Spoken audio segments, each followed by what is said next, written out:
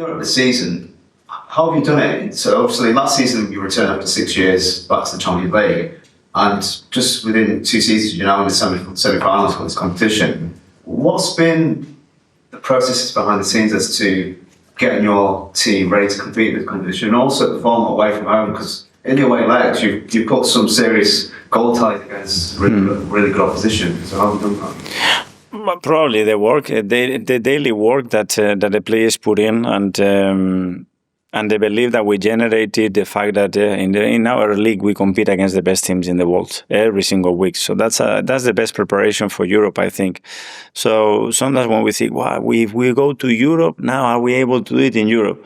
And I keep telling them, I said, you've done it 3 days ago against one of the best teams in Europe away. So don't think out of it. They have to be thinking, can they do it against the teams in the Premier League? And playing with that belief that, guys, you are exposed, highly exposed every single week here in this league. So we have the tools, we have the experience and the resources to outplay and outcome any situation. And then, yeah, after you have to do it. How about with the particular aspects of the away legs in Europe? Because obviously, as we saw in Bernabeu, the atmosphere there was crazy. How did you navigate? I think they've been quite different. Certain games against the Sporting, we started really well. We were very dominant.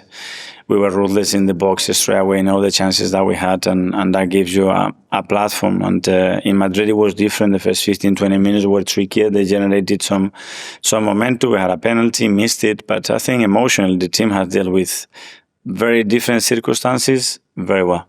And with Andrea, because of his connections to Atletico, how happy was he to get one over?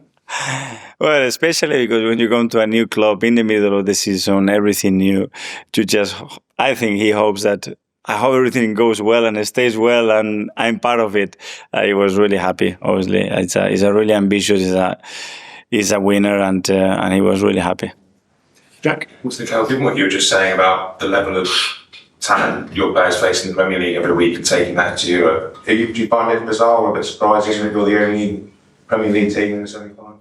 Well, at the end, the margins are so small. Look at Villa. At the end, they could have been through. And any other night, they could have done it. But, yeah, I think the level, when you come to that stage between teams, is not a big difference. But sometimes an individual performance, a detail that dictates the tie. Is there anything you have done this week to take the players back in on it, that focus? Is there anything you need to do, you think, or does it just happen now? Yeah, it's on the page. Now, with this week is the Premier League. We have 2 very important games ahead of us to continue to give us momentum and put us in the place that we have been throughout the last 9 months. And we have to be so committed and focused on that now. And it's been mentioned that the title could be won for Liverpool this weekend, depending on results. It will happen in the next couple of weeks. Given the circumstances you've had all season, injuries, suspensions, do you and your players feel there's anything more you could have done to challenge them? For sure, there will be things that we could have done. I mean, if not, you would have won every game, regardless of any injuries, any situation, any red cards, any referee's decision. But it's what it is. We will make an analysis what we've done well and not that well at the end of the season. But probably the question would be, if you would have asked me in August, all these things are going to happen to your team, where do you see your team finishing? Probably that would be the right answer.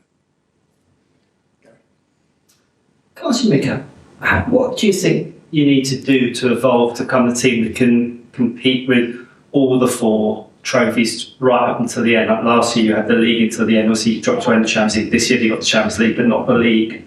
What do you think you need to evolve to be that team like City that could do all 4? Squad quality and availability. Without those 2, cannot compete in for competition. At this level, especially in this country, impossible. Is that depth of squad or? Both. The quality, the higher the quality, the higher the availability, the more probability you have. After you have to do it, but the probability goes high. And when you look at the win over Madrid, there'll be players you'll be going for this summer who'll be thinking about Arsenal, and they'll have other offers. Do you think that type of win can tilt the decision of a player in your favour to come to Arsenal as opposed to go to someone else where they're not sure about whether they want to go there? Maybe there is another factor, but I think we are very lucky because we are a football club that every time I've spoken to players, they want to be part of it. So yeah, that's something that probably can generate more enthusiasm, more belief, and the fact that, okay, I want to be part of these nights now because the club is in a good place. But I think overall we are already so strong that we can attract any player. Okay, guys. Thanks very much. Thank you.